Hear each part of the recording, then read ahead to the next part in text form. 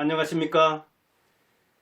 개묘년 새해에도 약자와 함께하고 싶습니다. 인생성형가 정영기입니다. 오늘은 상속의 정석, 태종의 정답을 말해보겠습니다. 자, 상속해줄 게 나는 아무것도 없다. 그래도 있습니다. 아니다, 나는 빚이 많은데 그것도 상속됩니다. 빚도 상속됩니다.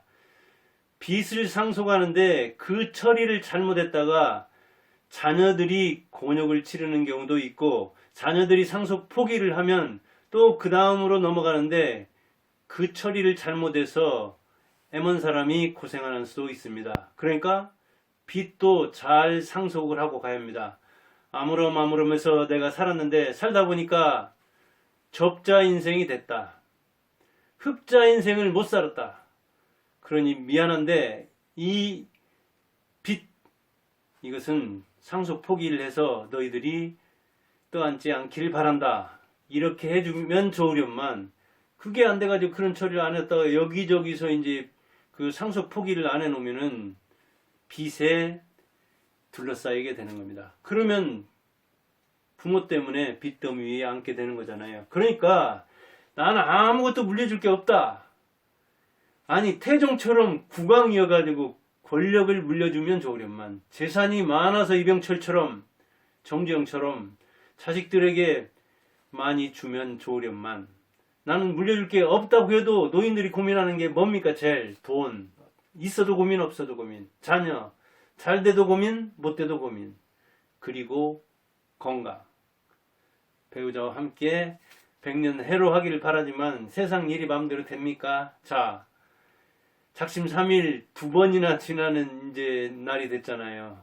새해도 요란하게 시작한다고 해서 그렇게 되는 건 아니잖아요. 그런데 이제 아버지 역할 중에서 여기까지 왔습니다. 상속까지. 그런데 태종이 진짜 모범 정답인가? 태종이 상속의 정석을 보여줬는가?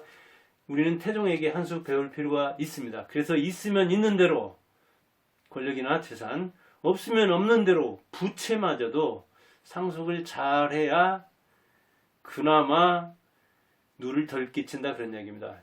태종 살벌하게 생각하는데, 특히 여자들은 외척을 씨를 말려버렸다 해가지고 거의 원수처럼 생각하는 사람이 많은데, 그러나 어쩔 수 없는 선택이기도 했습니다. 태종은 조선 27대 임금 중에 최고 뛰어난 사람이라고 볼 수 있습니다. 세종보다 뛰어난 사람입니다. 사실은 세종 역할하기는 태종 역할하기보다 쉽습니다.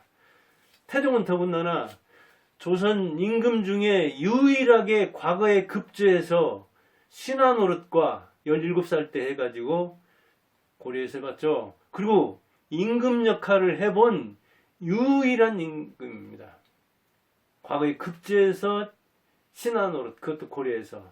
그 다음에 조선에서 임금 노릇까지 해본 유일한 임금이에요. 그리고 주원장이 명나라 등장했잖아요. 그때 얼마나 곤욕을 치릅니까, 이성계가. 그런데 거기에서 이제 어떤 책봉 문제라든가 대명 외교를 해서 이 인정을 받는 문제라든가 국호를 정하는 문제라든가, 그 다음에 이제 그 외교를 통해서 군사 문제라든가 이런 문제가 남마처럼 얽혀 있는데, 이걸 시원찮은 사람 보내면은 저쪽에서 문자에 오기라 해가지고 주원장이 그 천안 출신이거든요. 이제 일찍 고아처럼 돼가지고 절에도 있었고, 그런데 그가 외교문서 했다가 이를테면 빚광자만 써도, 내가 스님 생활할 때 머리를 깎으니까 빛난다고 해가지고 나를 놀리려고 이렇게 썼지. 그런 문자에 옥이라고 하는 거예요. 문자에 옥. 문자 쓰는 걸, 그래서 자기를 연상하게 하는, 아니면 자기가 천할 때 그 중노릇이라든가 거짓 노릇 할 때의 그 구차한 삶을 떠오르게 하는 문자를 외교문서에 썼다 하면은 걸면 걸리는 거예요. 이런 빛광자, 영광, 당신의 영광스러운, 그렇게 써도 무슨 얘기야, 나를 놀리는 거지, 이렇게 나오는 거예요. 그래서 어떤 신하를 보내려고 해도 마땅치 않은 거예요. 그래서 이제 이 왕자들 중에 누굴 하나 보내야 되겠는데 누구를 보냈을까요? 태종이 갔어요. 가서 외교 업무를 잘 수행하고 왔어요. 역시 이성계의 그 선택에 부합해서 부응하는 그런 외교를 펴고 와서 아주 일이 잘 풀렸어요. 극가더론 주원장 명태조를 그러니까 이렇게 과거에 급제하고 실무에 밝고 아버지의 뜻을 받들어서 그 사지에 가서 중국에 가서 외교도 잘해온 사람이에요. 그 다음에 왕조 중에 그 임금 중에 본양 전주 이씨잖아요. 이씨 제가 지금 전주 살고 있지 않습니까? 그런데 이씨의 본양 경기전이라든가 그 선열의 이 선인의 그런 뜻이 깃들어 있는 곳에 임금 중에 왔다 간 사람은 유일한 임금이 또 태종이에요. 태종 그러니까 대단한 사람이에요. 그리고 두 차례 왕단을 일으켜가지고 외척, 공신, 이복 동생 둘, 한 차례는 동복 형하고도 또 겨뤘잖아요. 그러나 동복들은 그러니까 잘라야 할 곳은 아주 냉엄하게 칼날처럼 자르고 무 자르듯이 그 다음에 그 형들하고 이제 갈등을 하긴 했지만 그 형들 털끝이라도 상했다가 너희들 가만 안 둔다 해가지고 못되게 했잖아요. 그래서 이제 물론 갈등하니까 저쪽으로 유배를 보내고 그런 측면이 있었지만 아무튼 임금 주변에 누구를 기점을 해가지고 누구를 내세워서 권력을 탐하는 사람이 있으면 안 되잖아요. 이게 참 조선 왕조 시대의 비극이기도 하죠. 그런 또 사람이기도 하잖아요. 잘 알듯이 외척은 뭐 살벌하게 민씨, 원경하고 민씨 그 처남들 하며 장인하며 참 피를 많이 손에 묻힌 사람이죠. 그런데 그가 왕이 되기 전에 또 겪은 것도 많아요. 왕세자도 해봤어요. 왕세자로서 또 대리청정 그 임금의 조언을 받아가지고 대리로 임금 노릇도 해봤어요. 그 다음에 국왕이 됐어요. 세종이 등극한 다음에 한 3년여간은 또 상왕으로 있었잖아요. 또 몇 개월간은 태상왕. 세종 그냥 상왕으로는 안 된다. 이거 태상왕. 크고 위에 있는 왕, 상왕으로가 아니라 뭐 아주 그 극존칭을 써준 거죠. 이렇게 다 거친 사람이에요. 왕세자부터 시작해서. 근데 짧게 거쳤어요. 왕세자는 정종이 그 형 둘째 형이었죠. 큰아들은 적장자는 이성계가 등극하기 전에 몇 년 전인가 진안군 죽었죠. 그 다음에 이제 정종이잖아요. 근데 정종은 한 2년 몇 개월 있다가 양위는 이성계한테 받았고 아버지한테 받았는데 역시 정종이 이방원한테 또 양위를 해주죠. 형식은 뭐 양이긴 하지만 아마 가시방석 같은 그 옥좌에 앉아있기가 그래서 줬을 겁니다. 아무튼 다 거친 사람이에요. 세자부터 정식 코스를 제대로 밟은 사람이에요. 누가 뭐래도. 세자부터 시작해서 태상왕까지. 그런데 그는 아들을 몇을 뒀느냐. 무려 12명, 12남 17년인가요? 하여간 아들만, 이제 왕은 뭐 아들한테 물려줬으니까 12남이에요. 12남. 원경왕후 민씨한테만 몇 명이에요? 4명을 줬죠. 4명.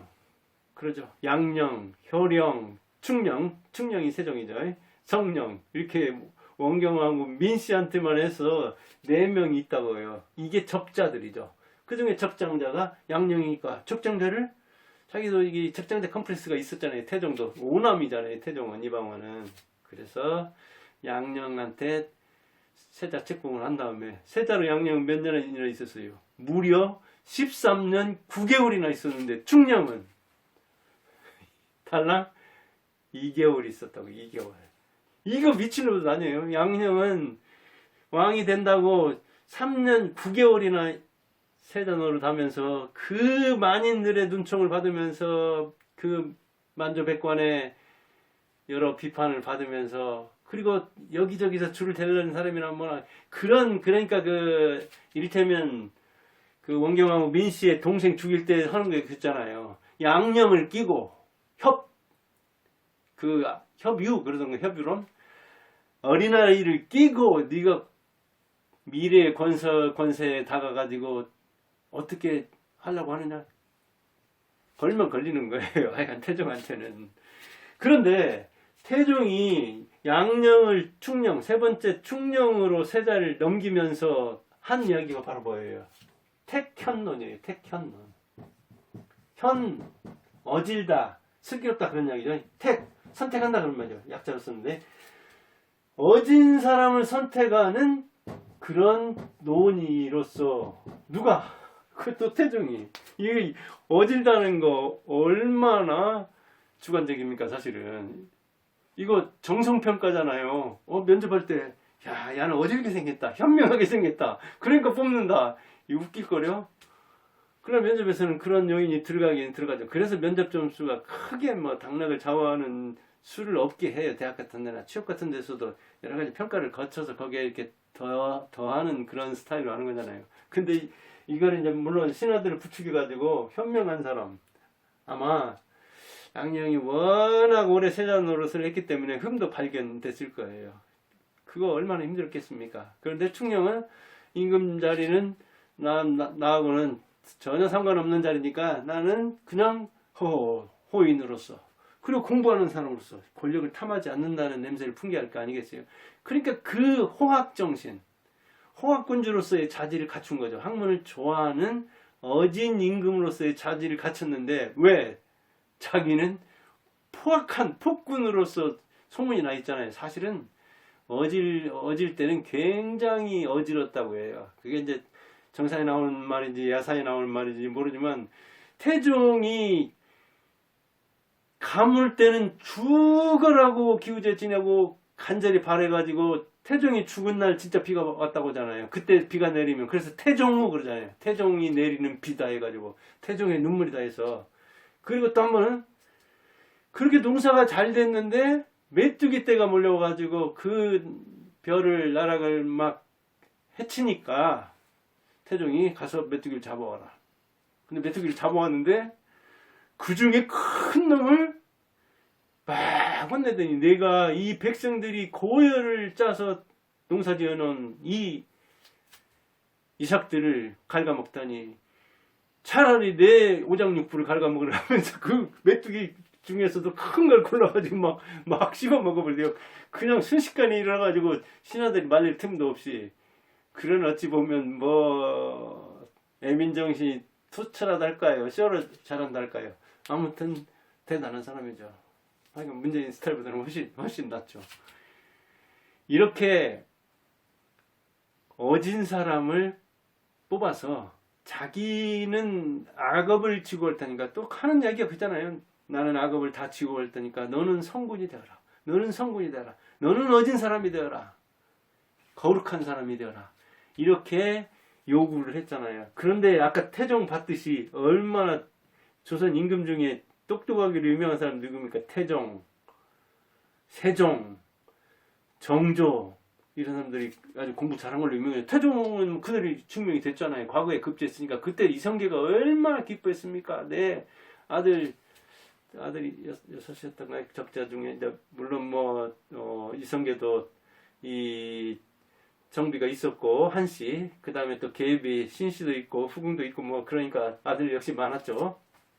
그런데 자기의 그 무인 컴플렉스, 변방에서 놀다가 이리 갔다 저리 갔다 여진족에 붙었다 고려에 붙었다 이런 그 사람, 전주에서부터 해가지고 말썽 일으켜가지고 저 삼척으로 함흥으로 이 친구의 이 뿌리 없는 이런저런 그 뒷담화가 얼마나 많았겠습니까? 그런데 이방원이 그걸 일거에 해줬다니까요. 아들이 이른바 스카이가 아니잖아요. 고시. 그 중에 합격해가지고 신하가 됐으니 나는 무식한 무인이라고 그랬지 봐봐라. 그래서 태종은 역시 문무를 겸비한 사람이에요. 그러니까 5째나 되지만 그렇게 2차례 왕제를 통해서 등극하게 되잖아요. 그런데 어떻게 물려줬어요? 적기에 물려줬어요. 적기에. 오늘의 이 상속 가이드인 거예요. 적기에 제때 물려줘야 돼요. 자기가 50 들었을 때 내가 얼마 못 살겠다. 조선시대 평균 나이가 평균 연령이 대개 한 40대로 보잖아요. 그리고 임금들도 그렇게 그때는 질병도 많았기 때문에 이 평균 수명이 굉장히 짧았잖아요. 근데 임금으로서 태종은 53세든가요. 태조는 이성계는 72세까지인가요. 그렇게 고민하고 자식들이 싸우고 자식들이 통치하는 데서 한 10년 안팎을 살면서 태조의 아마 이 간도 많이 녹아내렸을 거예요.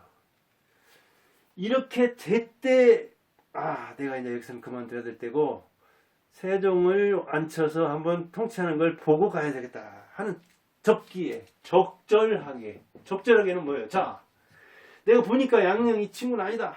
오래 지켜봤는데 이 친구가 현명하다. 중령 이 신하들한테 이제 해가지고 막 신하들이 이 바꾸도록 하죠. 세자 교체하는 거 이거 쉬운 문제입니까? 쉬운 문제 아니잖아요. 지금도 이 투표하는 데서도 보세요. 그 다음에 적기에 적절하게 했는데 적자한테 한 거예요. 이것도 이제 적자는 적절할 적자가 있고 이게 그 정실 적자잖아요. 이게 이제 적자라는 이야기는 정실의 적서차별 그런 거 나오잖아요. 이거는 여기서는 적절하다 그런 얘기예요. 적절한 아들에게 지금 첩드는 사람 거의 없으니까 전부 다 적자는 셈이죠. 그런데 왜 적자가 중요하냐? 12명이나 됐잖아요. 아들이 12명이나. 지금은 아들 한 명도 없는 경우도 많고 한 명만 있는 경우도 있고 많아야 둘 셋이잖아요. 많아야 둘이잖아요. 그런데 적절한 자식한테 권력은 하나한테 집중해서 줄 필요가 있는 거잖아요. 재산이 많으면 어때요? 나눠줄 수 있지만 그 많은 재산을 또 몰아주는 수도 있죠. 이병철이 그런 스타일이죠. 집중 스타일. 정주영은 자식도 많았죠. 그런데 역시 분산 스타일이죠. 동생들한테 나눠줘야지, 자식들한테 나눠줘야지. 그 정주영이 그만둔 재산 한때 한국 최고 부자였지만 나눠줘서 이제 정씨 일가의 이 현대가를 이루는 그렇게 나누어줬잖아요. 물론 나눠주는데 차별은 있었고 그러니까 왕자의 난을 어느 정도 피하기도 했지만 피할 수 없는 측면도 있었잖아요. 근데 이병철은 택현론 스타일이죠. 태종 스타일이죠. 그래서 삼남 이건희한테, 장남 맹희, 이남 차남 창희는 거의 그런데 물론 이건희 세대에서 이렇게 이제 나눠주는데 그러니까 권력을 그 다음에 재력을 물려준 다음에 이제 분배가 일어나게 되는 어떤 그 이병철 스타일은 집중 스타일. 조선 시대로 말하자면 이 왕조 스타일. 정주영이 사실은 그 경영은 굉장히 왕조 스타일이었는데 상속은 분산시켰죠. 아무튼 여러분들 재산이 있든 없든 권력이 있든 없든 물려줄 것이 없다고 할 수는 없습니다. 다 있습니다. 아까도 했지만 나쁜 이름을 물려주는 것도 부모로서 그것도 상속입니다. 빚을 물려주는 것 아까 또 말했듯이 상속입니다. 나는 적어도 재산을 못 물려주니까 나쁜 이름, 빚은 안 물려줘야 되겠다 하고 그런 그 뭐랄까 독한 마음 때문에 병원비라든가 이런 것 저런 것 그런 그 뭐랄까 문제에 봉착했을 때 스스로 목숨을 버리는 수도 있고 그럴 정도입니다. 되도록이면 자녀한테 부담을 안 주려고 하는 측면이 있는 거죠. 부담이라는 것은 상속은 상속인데 나쁜 상속에 속하잖아요. 임금자리를 이렇게 탁 물려준다든가 정주영처럼 재산 뚝뚝뚝 띄워준다든가 이병철처럼 몰빵해서 쓴다든가 집안채만 줘도 얼마나 부드럽습니까? 아니 집안채가 아니라 1억이 아니라 없는 사람한테는 1000억도 거창한 재산이죠. 빚을 물려받는 수도 있으니까요. 그래서 오늘은 상속의 정석으로서 태종 같은 아버지가 되어서 세종 같은 아들한테 물려주면 얼마나 좋겠습니까? 2대가 이렇게 영리하게 이어진 예들이 그렇게 많지 않죠. 조선 임금 중에서도 보면은 왕조 시대니까 아무튼 태종은 사실은 세종의 업적 8알은 태종한테 가져가야 합니다. 태종하기가 힘들지 이 그 엉터리 문재인처럼 세종 누가 세종이라고 했다는데 웃기는 소리죠. 세종 그렇게 안 했어요. 태종 태종 같은 스타일은 이제 박정희 스타일이죠. 문재인 역시 어림도 없고요. 뭐 윤석열은 좀 더 넘겨봐야 되겠지만 우리 그 왕조 시대가 아니니까 대통령을 뭐 거기다 그대로 비교할 수는 없지만 한 12명 나온 이 대통령 중에 여러분들이 한번 조선 임금과 결부시켜서 생각해 보는 것도 좋을 것이고 상속을 이렇게 태종처럼 자기보다도 더 나은 사람에게 자기 직계에게 문재인은 그거 일단 실패했잖아요.